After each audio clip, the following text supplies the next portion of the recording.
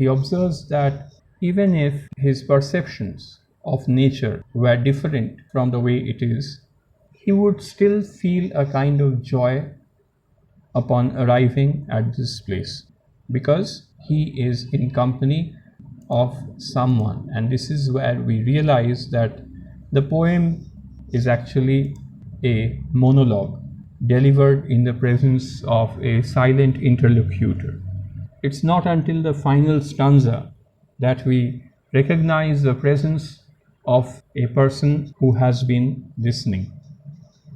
So it's not only Wordsworth and nature, but also this person whom Wordsworth addresses as dear, dear friend.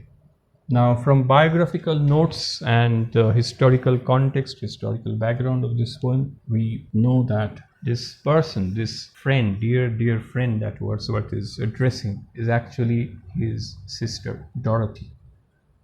So he says that even if he did not feel the way he feels about nature, he would still be happy in the presence of his sister, in the company of his dear, dear sister, who is also his dear, dear friend, and in whose voice and manner he observes his former self and beholds what he once was. So it's precisely because he grew up with his sister, they have their childhood to share, they have their childhood memories, they have memories of visiting places together. And now that he has grown a bit old and grown older, and now that he has changed from what he was earlier, in whose voice and manner he observes his former self. He observes his former self. He remembers how he was in the company of his sister Dorothy, because he has grown up with her. They have shared the common childhood, their childhood together. They have a lot of memories of playing together and growing up and visiting a lot of places together. So now that he has his sister by his side, he can remember what he himself was like once upon a time. So his sister also, besides nature, his sister also plays the role of an anchor in his life, and she keeps him grounded and she keeps him close to his own self. And this is very important in order to be happy in life, to be close to oneself. The further we get away from ourselves, the unhappier we become. So this poem is not only about nature, but also about Wordsworth's relationship with his sister Dorothy. And he also prays to nature that he might continue to be himself for a very long time, for as long as possible, because in his words, nature never did betray the heart that loved her. A person who is in love with nature, nature cannot nature cannot betray that person, because nature's love is pure. Now, what is nature? It's a very fundamental question. What does Wordsworth mean by nature? We are also part of nature. Everything is part of nature. Nothing is totally separable from nature. We have to connect as much as possible with all the four elements. It's a composition, it's a amalgamation of these four elements. It's constituted by these four elements. So he's going back to his elemental self. He's going back to the atoms. So nature never did betray the heart that loved her. Nature's love is pure. It never betrays. It rather leads from joy to joy. The joy, the ecstasy one feels in the presence of nature increases with time. With a complete submission to nature, a person feels happier and happier. His happiness only increases over time.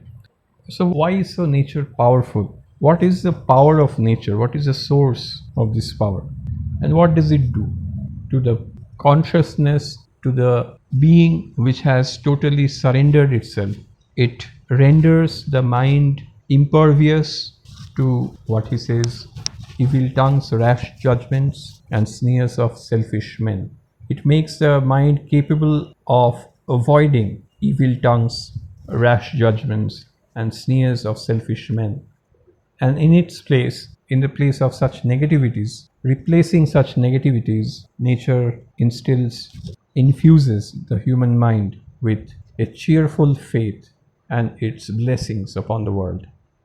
And the poem ends on a note of benediction. The poem ends with a blessing. The speaker addresses the moon and asks it to shine on thee in thy solitary walk, and let the misty mountain winds be free to blow against thee. And in after years, when these wild ecstasies shall be matured into a sober pleasure, when thy mind shall be a mansion for all lovely forms, thy memory be as a dwelling place for all sweet sounds and harmonies. These lines are addressed not only to Wordsworth's sister Dorothy, but also to the reader of this poem. As I have said, the poem ends on a note of blessing, and this blessing constitutes of the benevolent and the blissful aspects of nature. And again, we come back to the theme of the passage of time, because Wordsworth realizes that this moment will also be gone, and it will be followed by times, lonely times, times of depression and solitude, time spent away from nature.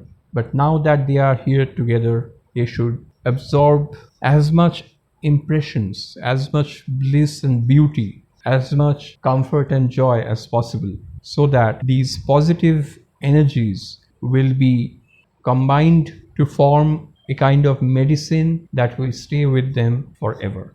Oh, then, if solitude or fear or pain or grief should be thy portion, with what healing thoughts of tender joy wilt thou remember me? Wordsworth addressing his sister. There is no guarantee that life will be devoid of solitude, fear, pain, and grief. There will be bad times, but what is important is they will carry so much joy in their heart that those bad times will not seem so bad after all, and they will have the courage and the faith necessary to overcome those bad times with a smile. And it is then, Wordsworth says, when she, that is to say, his sister, will be in a sorrowful state, it is then that she will be reminded of not only this place but also her brother William. Remember me and these my exhortations. Like a brother advising his sister, Wordsworth points out the benevolent and the provident and the positive aspects of nature, the positive benefits that one might have being in nature's proximity. So this poem contains three times, temporal dimensions as it were: the past, the present.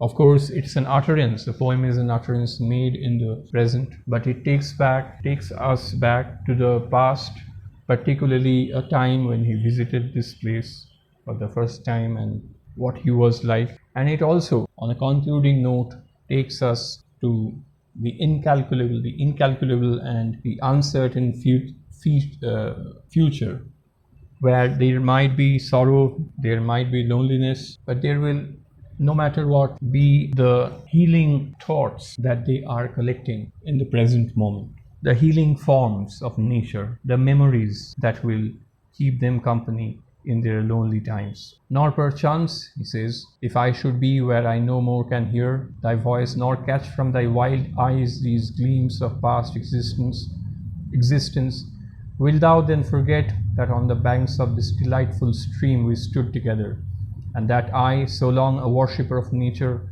hither came unwearied in that service? Rather say with warmer love, oh, with far deeper zeal of holier love.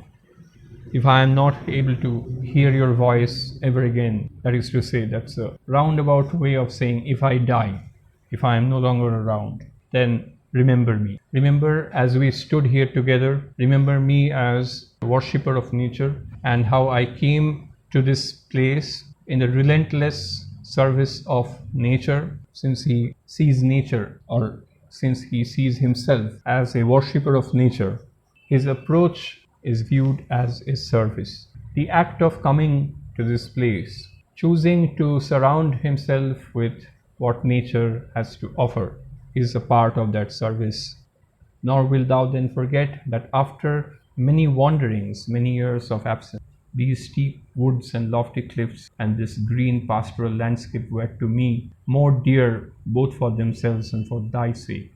So it's an utterance that is being made in the present moment. It is addressed to his sister, which makes the poem, especially the final stanza of the poem, very, very personal.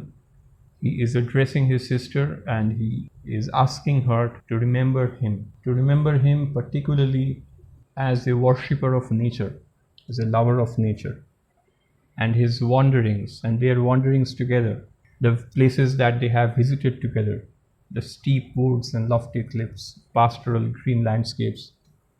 And Wordsworth asks Dorothy to remember also that these features, these places were important, were very, very dear to him, very, very close to his heart, not only for their own sake, but also for her sake.